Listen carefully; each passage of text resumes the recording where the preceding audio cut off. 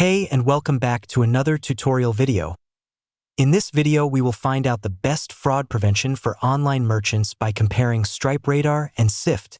If you're looking for the best fraud prevention for online merchants in 2025, then watch this video till the end and hit that subscribe button so you won't miss any future uploads. And let's get into this. SIFT integrates its machine learning models with data gathered by its global network that processes 70 billion events every month. This allows them to implement full-service fraud prevention that detects evolving threats in real time. SIFT easily integrates with existing tech, and their tailored integrations can be customized to your business for a seamless customer experience.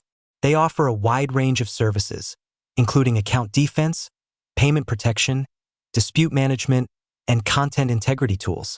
SIFT is trusted by brands like McDonald's, Zillow, Indeed, and Twitter. Stripe Radar employs machine learning to block fraud without blocking real customers.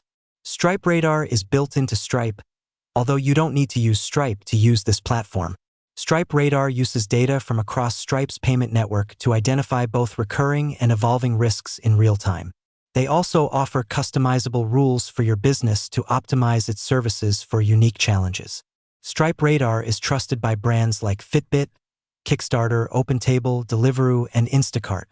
Whichever fraud prevention platform you use, it should minimize lost revenue, give you control over day-to-day actions, and maintain a safe and seamless experience for your customers. Finding a platform that works with your company's individual needs will protect both your company's assets and your brand's reputation. If your fraud protection strategy is lacking, choose a platform that will identify and fix your business's vulnerabilities before a malicious actor chooses to exploit them. Through that basic one-on-one comparison, you can easily choose what suits you the best. Thank you so much for watching this video, and make sure to subscribe for more quick and easy tutorials like this.